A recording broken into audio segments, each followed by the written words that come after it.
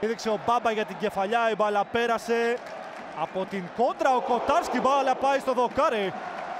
Εδώ από το πουθενά στο 14ο δευτερόλεπτο έχουν ευκαιρία οι γηπεδούχοι. Εδώ χρειάζεται προσοχή, ο Πάο κάνει αβίαστο λάθος. Ο Πένια βγάζει στο πλάι, ο Κοτάρσκι, εντυπωσιακή επέμβαση στο σούτ του Νανάση. Ο Γιόνσεν, ο Μπούντχαιμ, καλή είναι η σέντρα στην κίνηση το σούτ, επέμβαση του Κοτάρσκι. Άλλη μια καλή στιγμή με τον Κίεσε Τελίν και τον Κοτάρσκι να κάνει δεύτερη επέμβαση στο 13. Ο Νανάση εκτελεί, η κεφαλιά 1-0. Ο Γιάνσον πήδηξε ανενόχλητος για να ανοίξει το σκορ για τη Μάλμο. Δείτε εδώ από την εκτέλεση κόρνερ του Νανάση. Ο Γιάνσον είναι μόνος του. Σημαδεύει τη γωνία του Κοτάρσκι που δεν μπορούσε να κάνει τίποτα σε αυτή τη φάση. Οι Σουηδοί παίρνουν προβάδισμα. Τώρα ο Τάισον κάνει ωραία ενέργεια με την μπάλα στα πόδια. Σάστρε, ο Ζίβκοβιτς. Η σέντρα του πέρασε, προβολή έξω. Ο Τάισον στην καρδιά της περιοχής, δεν απομακρύνει κανείς σε πρώτο χρόνο, το κάνει σε δεύτερο. Ο Γιόνσεν. Υπάρχει παίκτης του ΠΑΟΚ κάτω και είναι ο Κουλιεράκης. Εδώ βρήκε πόδι με τον αντίπαλο και μοιάζει να έχει πατήσει λίγο άσχημα.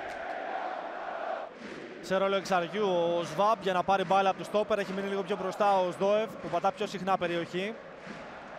Ωραία κίνηση του Σάστρε που γύρισε. Η ευκαιρία για τον ΠΑΟΚ χάνεται. Δεύτερη ευκαιρία ο Τάισον. Offside δίνει ο βοηθός.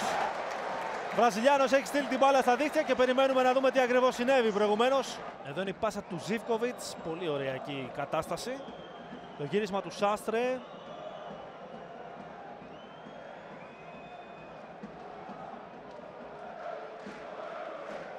Για να δούμε τι θα πει ο VAR. Υπόδειξη του βοηθού υπάρχει, αλλά είναι πολύ ωριακό. Σέντρα, 1-1 ο ΠΑΟΚ ισοφαρίζει πριν το τέλος του πρώτου ημιχρόνου. Φαίνεται να καλύπτεται από το πόδι του αντιπάλου, αλλά σε αυτές τις περιπτώσεις, επειδή η κάμερα δεν είναι στην ευθεία, πρέπει να έχουμε λίγο υπομονή. Μετρά το γκολ του Τάισον, ο ΠΑΟΚ ισοφαρίζει. Μπουσανέλο. Νανάση. Έχει δύο παίκτες κοντά του. Τώρα πάει ο Σάστρε. Ο Μπούντχαιμ, ο Νανάση, μπάλα κόντραρε, δεν φεύγει, το σούτ το κάρει.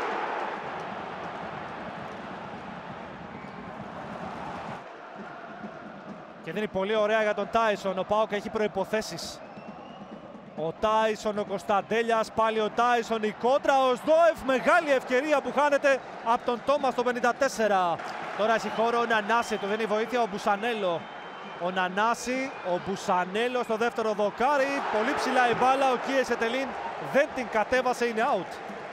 Κεφαλιά του Σβάμπ. Μπράντον Τόμας. Ζίβκοβιτς. Ψάχνει τον Κωνσταντέλια. Αυτός κέρδισε την μπάλα, την κράτησε στο γήπεδο, έχει στηρίγματα. Ο Τόμας 1-2.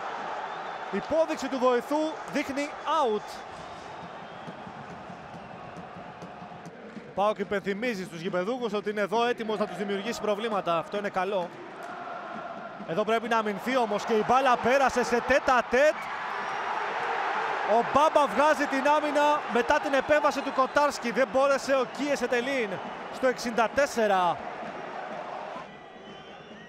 Ο Κρίστιανσεν εκτέλεσε αδράνεια στο πρώτο δοκάρι. 2-1 η Μάλμο. Ο Κρίστιανσεν εκτέλεσε, η κίνηση του Νανάση στο πρώτο δοκάρι, κανείς εκεί. Ήταν ο Νανάση με τον Κοτάρσκι.